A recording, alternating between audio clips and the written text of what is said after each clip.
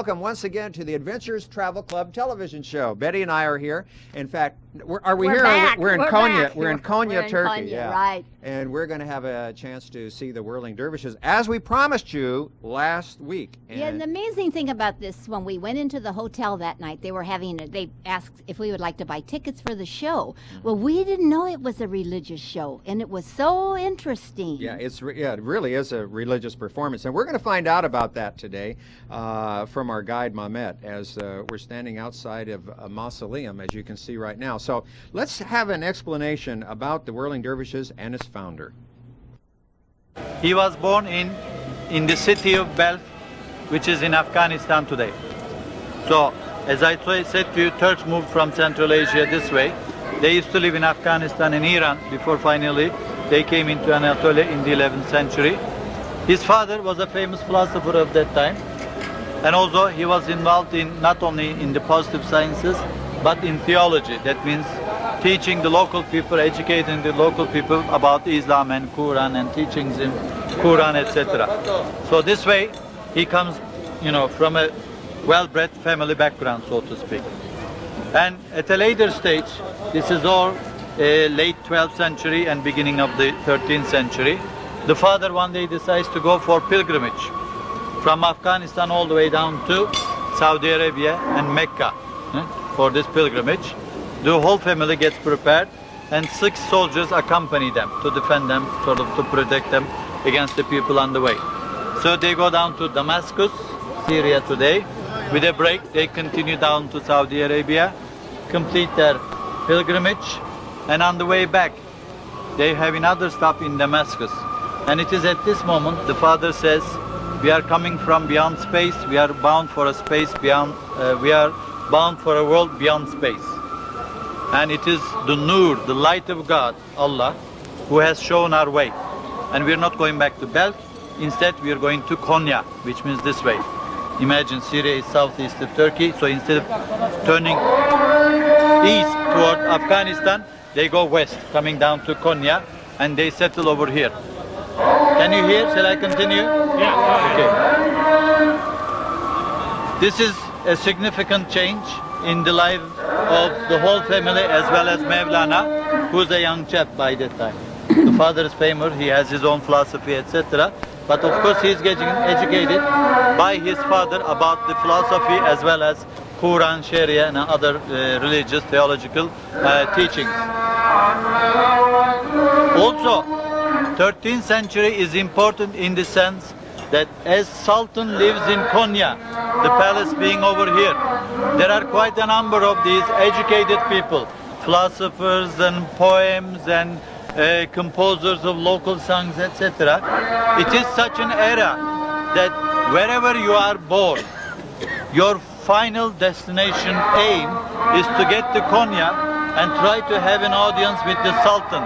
As the Sultans of that time liked these people very much, they were always generous, they gave them a place to sit, to live, they gave them piece of land, for instance, to harvest, etc. So, as they made these journeys from the place they were born, sort of passing through town, staying there for a while, being the guest of Allah in the eyes of the local people, they are noble, educated people, they finally come down to Konya, and before they reach Konya, their fame reaches Konya.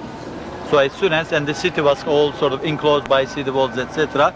So when they finally reach Konya, and it is brought to the attention of the Sultan, they have a warm audience welcome from the Sultan. Which was the case in the case of Mevlana and his family or his parents, etc. So they finally settled down over here. Being a young chap, he got ripened a little bit with the teachings of his father. And he started preaching, lecturing the people along with his father, or sometimes without even the father around. I pointed out one mosque on the way down here, later on I can point it out once again. It is one of those mosques used for such public gatherings, for the teachings of the philosophy and Quran and everything. So, time works on everybody. The father gets sick, passes away, and he's buried inside. There is no such building. He's buried over here. Then Mevlana by which time he's grown up, gets married, having a family, gradually children, etc. He takes over the responsibility of the father. He continues with his philosophy as well as the teachings of Islam. And he gets ripened and ripened. Until such time that a man called Shemsi Tabriz. Tabriz is a city in Iran. Shams is a famous philosopher of that time from Iran, from the town of Tabriz. He comes here as well.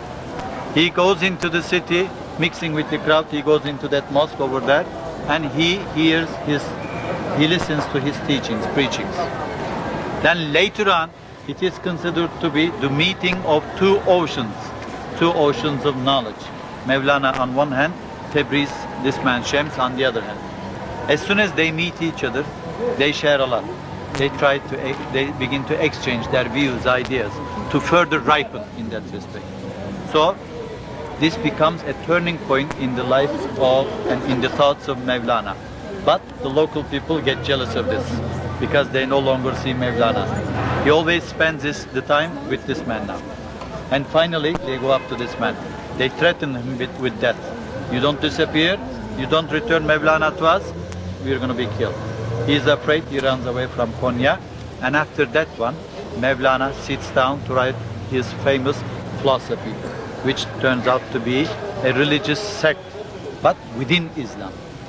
It's not a separate religion, don't get confused.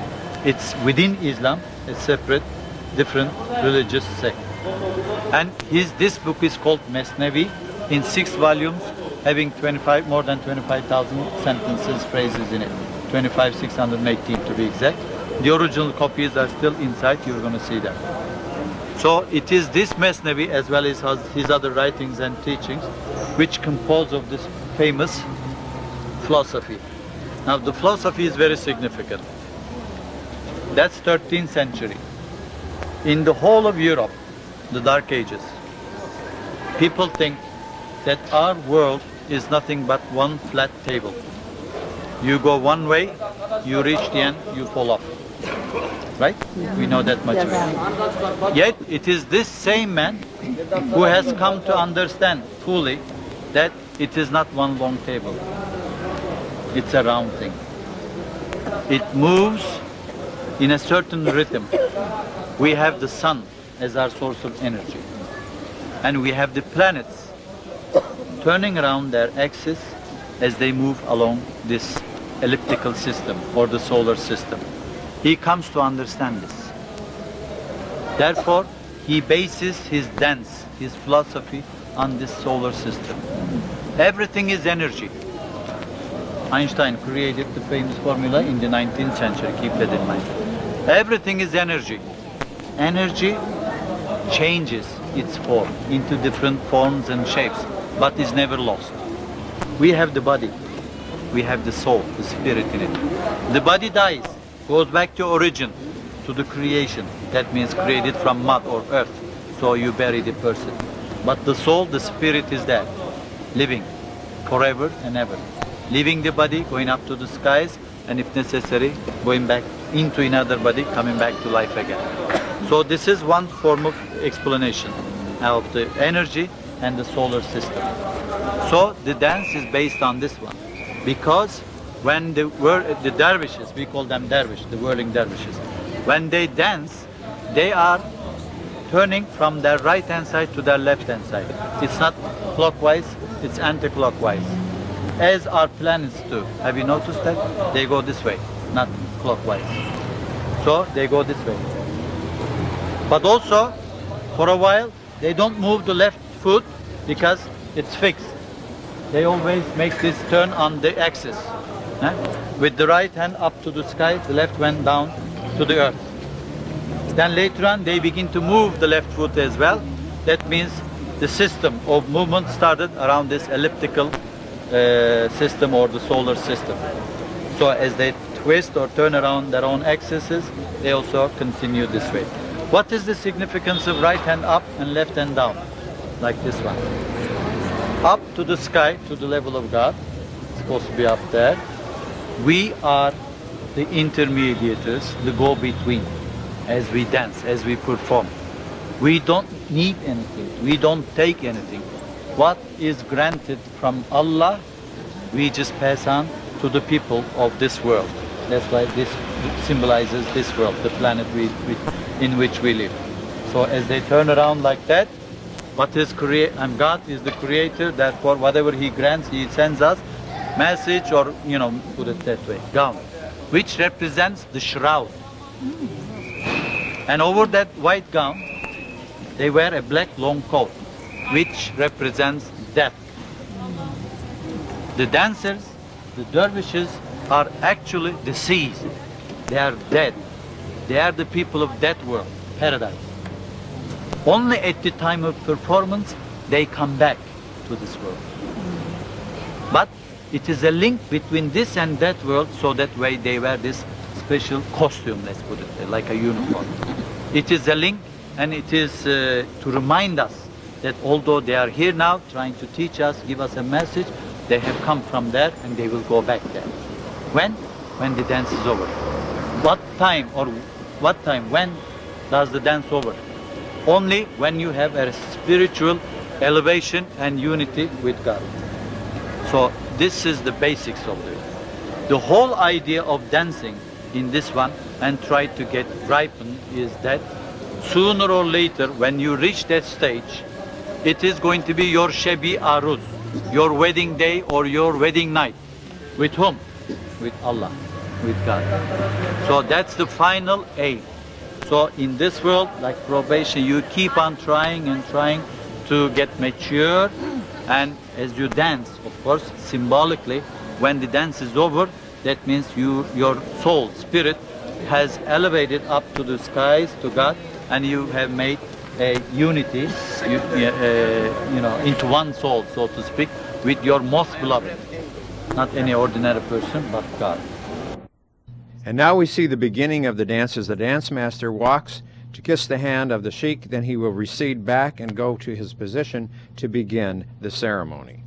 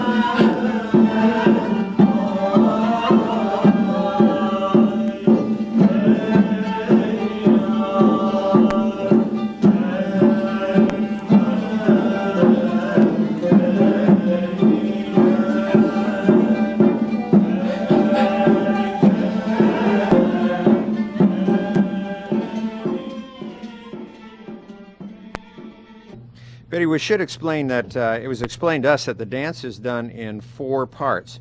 And we're just taking part of it as we see on today's program. And we'll see that in various parts the music gets faster and faster as the dance continues.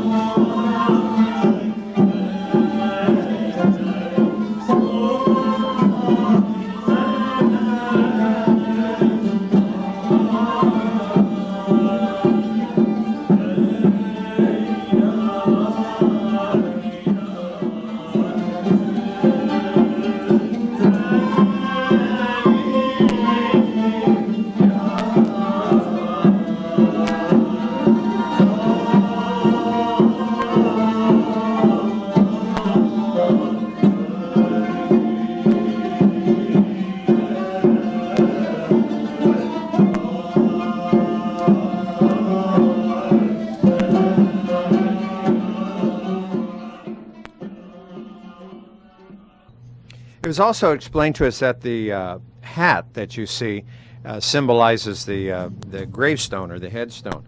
But I don't know about you, but I know when I was videotaping this, because this went on for about 45 minutes, just watching it through the camera, I was getting pretty dizzy. It amazes me that there's such concentration, because at some points during the dance they absolutely stop, and they don't seem to be dizzy at all, just as though they hadn't moved. Yeah, it was too long for me. I really did get dizzy watching it. I admire their stamina.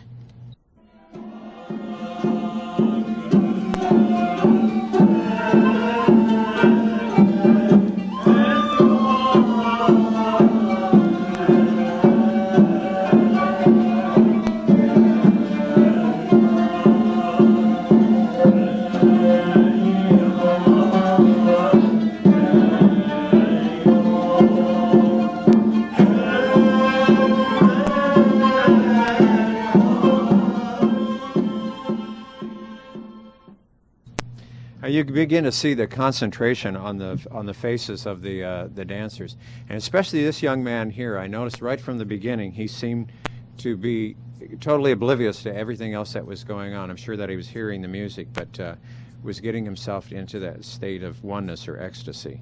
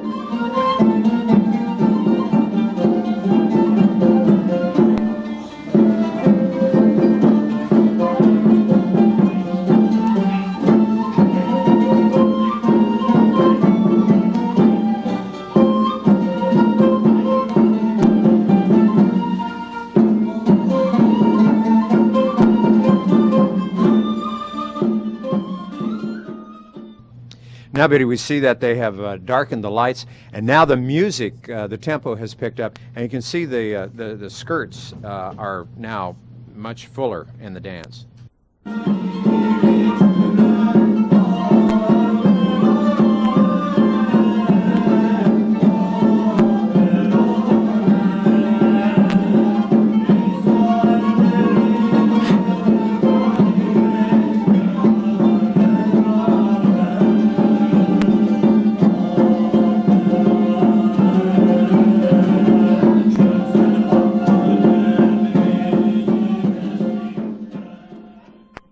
Now, as you can hear, the tempo is even picking up to a faster pace.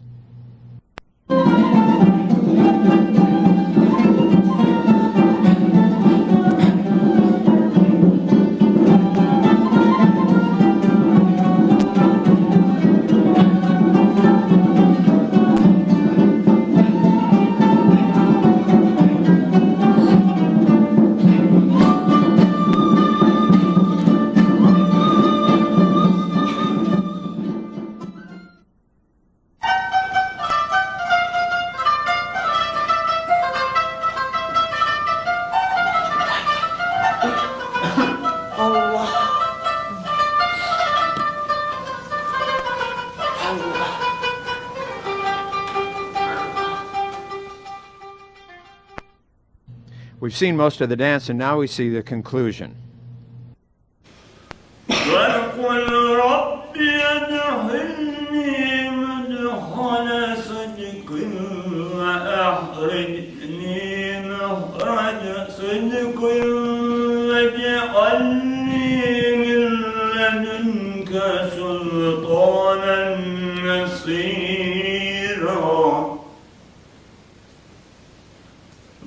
وقل جاء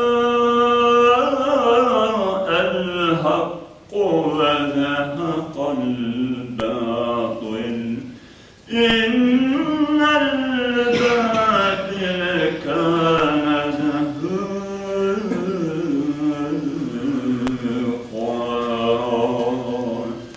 صدق الله ربنا الأعلى. Bu diyelim Selamun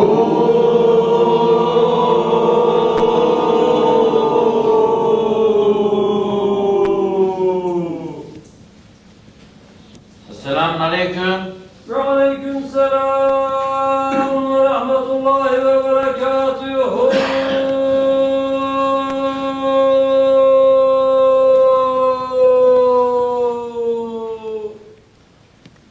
Selamun Aleyküm. Ve aleyküm selam ve rahmetullahi ve berekatuhu.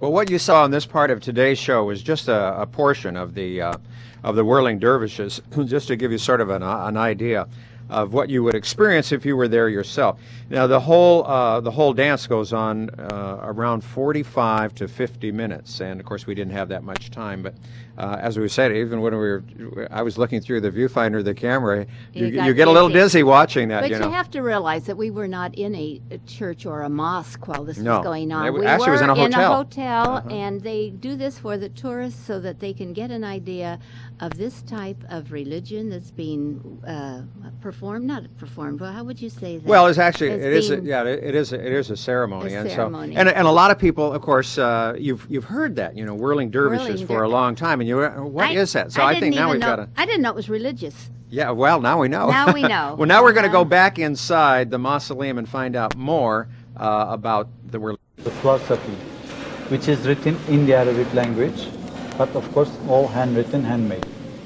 And the 6 volumes containing 25,618 phrases or sentences giving a clear and thorough explanation and definition of this philosophy that I tried to summarize to you outside very briefly.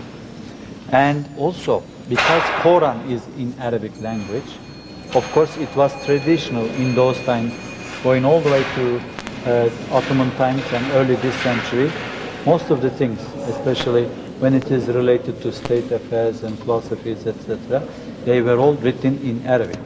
Although people spoke the language, Turkish language, when it comes to writing, they put down the Turkish words in Arabic writing, calligraphy. That's why you have it in Arabic over here. This is one thing. You see 2 graves over there and 4 more graves over here. These are the 6 soldiers who accompany Mevlana''s parents, all the way from the city of Belh to Damascus to Saudi Arabia and back to Konya during their pilgrimage, as they sort of protected the family, the whole family against, you know, the attackers, the thieves, the robbers during that time, and especially after the development of, or the birth of this philosophy, they have become holy in that respect. So when they died, they are buried over here. And as we look over into this area, we see Mevlana's tomb over here. And unfortunately, by the time I got over there, my battery had ran out. Yeah, I was going to So I say. didn't get a chance to get a good close-up shot of it. But it was very interesting, though. It this doesn't whole come across quite as good on the camera. Never as does. When It's when you do it in person. That's why people have to No. go with us, right? No, but sometimes it turns out just absolutely fantastic. But it was dark in there too, Yeah. and the colors were not as vibrant. Well, that's part of the camera problem with that anyway.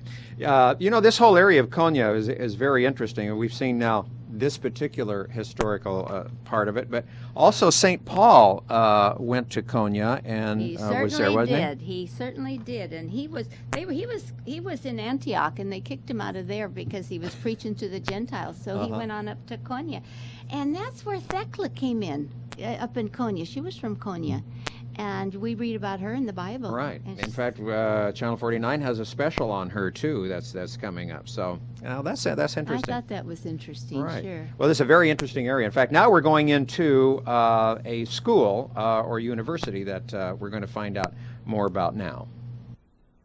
There are some similarities between the schools in Egypt and here.